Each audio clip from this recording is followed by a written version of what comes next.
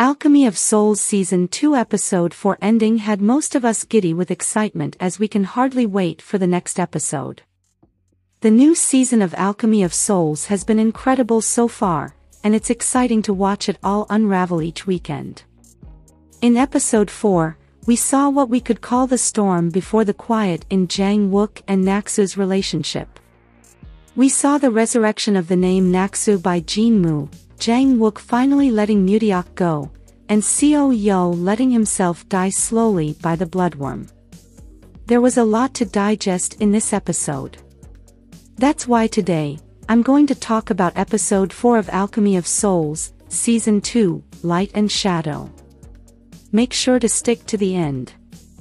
You might learn something you missed in the episode. But first, don't forget to subscribe to this channel and turn on your notification bell to be among the first to see our content.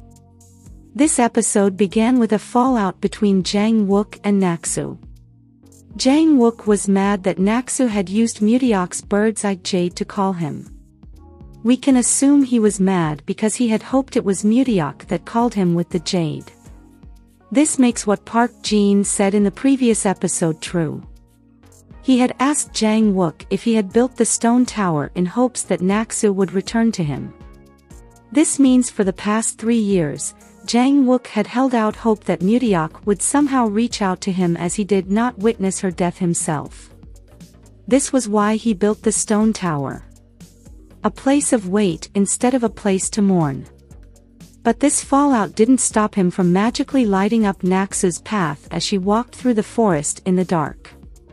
From this scene, we can assume that just as Mudeok's stone tower collapsed, so is Jang Wook's hardened heart toward Buyun. Maybe, the stone tower collapsing is symbolic and signifies the beginning of a relationship between Jang Wook and Naksu. The collapse of the old relationship and the beginning of the new. This episode also makes us fearful for Seo Yul. Everyone is worried and bothered by Jang Wook. No one seems to look beyond the surface regarding Seo Yul. Maybe because he had always been strong. From this scene, it might seem as though Seo Yul wants to die, and the bloodworm provides a means for him to achieve this. Maybe, he bears some sort of responsibility for Mudeok's passing, or he simply misses her just like Jang Wook. And thinks dying would set him free or that he could finally meet her just as Jang Wook had contemplated. Why I think so is because, in this scene, you can hear him tell Seo that he had stopped taking the medicine she secretly gave him for the bloodworm. And Naksu had also told him that if he allowed the bloodworm to continue living in him, he might die.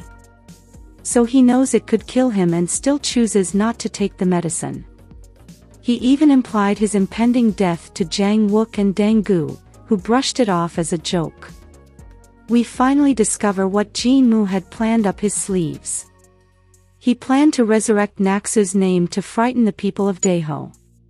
He had planned with the queen to have Buyun killed at the queen's banquet.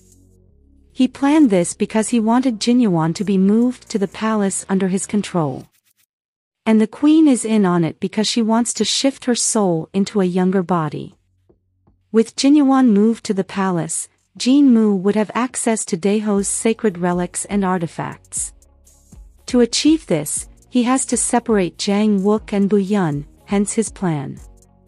Jang Wook caught up to their plan. He and Park Jin then found a way to keep Buyun, who we know is Naksu, safe. On the day of the queen's banquet, a Jinyuan relic was killed in place of Naksu, thereby foiling Jin Mu and the queen's plan. Jang Wook then killed the soul shifter, who Jin Mu had planned to appear as Naksu and kill Buyun. This puts to rest the story of Naksu coming back to life on the 3rd year of her death anniversary. It also put to an end the fear of Naksu, which held the people of Daeho in its grip, and Jin Mu's ability to use it to his advantage as the people all witnessed her death by Jang Wook's sword. Jang Wook finally visited the hill where Naksu met her demise. In this scene, we can see that he finally took Park Jin's advice to visit where Naksu died so as to have closure. This means that he is finally ready to move on from Mudeok to let her go. But because he used his sword to kill the soul shifter, the night became more difficult for him. Remember, in the first episode, we found out that the Wraith visits him whenever he uses Naksu's sword. Naksu learned of the Wraiths from maidservant Kim, and knowing that Jang Wook had used the sword earlier, she became worried and decided to go to him. As we also found out in the first episode, Jang Wook drinks strong liquor on the nights he knows the Wraith will visit. This is because the Wraiths are cold and leave where they visit cold. Maybe the liquor helps with the cold. And just as Seo Yul mentioned, maybe the Wraiths also leave his heart cold. And the strong liquor helps with the cold in his heart. We can see Jang Wook sitting in his room, battling the memories of Mudeok. He tried to drown his pain with liquor. This night was very difficult for him because he had visited the site of Mudeok's death. This means that he finally opened his heart to mourning her, which made the memories of Mudeok flood his mind, making it difficult to bear. Then Naksu, who had been worried about him, appears in his room to check on him. Her presence comforted Jang Wook as he thought she was Mudeok. He finally admitted to holding back his tears after hearing of Mudeok's death. He didn't mourn or visit her death site because it felt like he was really abandoning her there. He said this, thinking that Bu-yeon was Mudeok as he was intoxicated at this time. Bu-yeon comforted him even though she knew he was seeing Naksu and not her. Jang Wook finally let the tears flow as Naksu holds him close in a hug. She held and comforted him as they lay down. In the last scene, we can see Jang Wook awake to Naksu's touch on his face. He then reached for her, and they shared a kiss. Here, we can assume that he knows she's his wife, Bu-yeon, and not Mudeok because his eyes seem clear as he reaches for her. But we don't know what the next episode will bring. It might be that he thought she was Naksu and kissed her out of his drunkenness. Or it could be that he finally opened his heart to her after finding comfort in her arms. This could mark new beginnings in their relationship as he has finally let Naksu go. In the preview for the next episode, we could see Naksu happily walking through the market. And Jang Wook checking her temperature in concern. This means we might be in for a new relationship status between Jang Wook and Naksu. And as we know, Jang Wook loves with all his heart. It's safe to assume he will devote all his love to Bu-yeon from henceforth. This could mean we are about to see a lovey-dovey Jang Wook and Naksu. But we can't assume that it would be that easy. As we know, they will have to overcome outside interference from Ho Kyung and Jin Mu. Because we can hear Master Lee telling Jang Wook in the preview for the next episode that he has taken what Jin Ho Kyung has tried so hard to hide.